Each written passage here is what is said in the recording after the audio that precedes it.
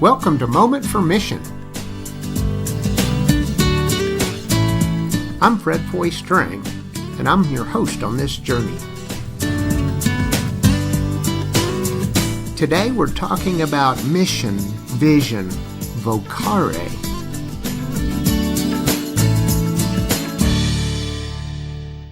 Well, welcome back to Moment for Mission. This is Dr. Fred Foy Strang.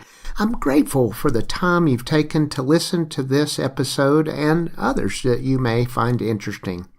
Today my topic is mission, vision, vocare. In other words, how an informed understanding of vocation can inspire us in our mission and focus our vision to press on.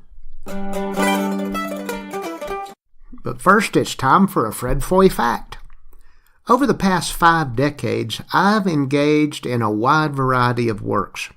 Tropical fruit production, a photography business, construction management, youth work, music leadership, pastoral service, writing, speaking, missionary and humanitarian work, university teaching and administration, chaplaincy.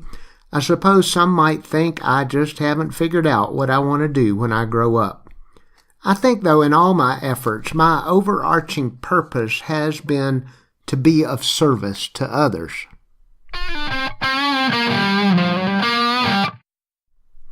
In Walden, by Henry David Thoreau, we read this: "The mass of men lead lives of quiet desperation." When we don't have a mission, a vision, a vocare, we are among those masses. Vocare. What's that? Let me explain this word. It's from the Latin vocation, vocatio, which means to summon, which comes from vocare, to call, which comes from vox, voice. Merriam-Webster defines vocation as a summons or a strong inclination to a particular state or course of action, a divine call to service or to the religious life, the work in which a person is employed, the special function of an individual or a group. Vocare gives life, it gives energy, it gives enthusiasm. Vocare comes from a still small voice whispering to our hearts deep within.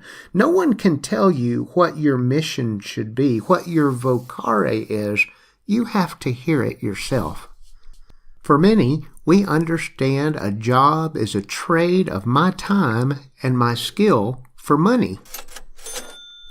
It may or may not have meaning beyond that, but at its root, it is an economic proposition. And, for the masses, as Thoreau would put it, it is the driving force of life's activities. I remember a hilarious old film starring Dolly Parton and Jane Fonda and Lily Tomlin, 9 to 5, that lamented the state of workers, especially these 3 women. Parton sings the theme song she penned, 9 to 5, which not only reached number 1 on the country charts, but also reached number 1 on the pop and adult contemporary charts, giving her a triple number 1 hit. It goes like this: "Working 9 to 5, what a way to make a living. Barely getting by. It's all taking and no giving. They just use your mind and they never give you credit. It's enough to drive you crazy if you let it." For most, getting a paycheck in order to get by is all there is to this life. Even those who talk about career may be under the guise that that's equivalent to being on mission. It's not. I was doing some research the other day for a talk and discovered that the word career comes from the Latin word from which we derive the word car or automobile, carus. And it has secondary connotations as well, to race around and around a track. It's kind of sad to think of the subtleties of this nuance. A self-directed transport vehicle that runs us around and around, getting us nowhere in particular. And career, a self-directed path that takes us on a race to nowhere in particular. Many desire and will even win the rat race of career. But in the end, they may still be acting like rats, But vocare, vocation, is something altogether different. As you ponder this, you'll see it's akin to having a mission. A vocation is something that goes deeper than economy. It braces the whole of our being, doing something we love, something we feel we are made to do, called to do, something that gives us and others life, something that draws us together as community rather than pushing us apart with violence enacted from our unabashed demand for freedom of choice. These ideas begin to get at the essence of vocare. Think about these questions. What would you love to create? What would you love to do with your time, with your talent? How would you love spending your days? How would you love to serve others? Notice I purposefully use the word love in all these queries. Why? It is because I sense that our mission, our vision, our vocare should have for us a deep and abiding passion. And nowadays, love seems to capture that implication. When we are not people of purpose, when we fail to establish a mission for ourselves or our organization, when we simply do not hear the vox of our vocare, then we are really missing out on personal fulfillment and opportunities for community care. We become largely unreflective and uncaring people.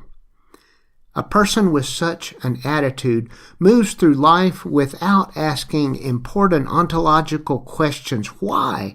What for? That person is on the constant search for amusement. Remember my commentary on the etymology of amusement back in episode 4. That person becomes distracted with consumerism, materialism, constant busyness, pursuit of physical satisfaction, entertainment of all types, substances to drown out hurts and difficulties.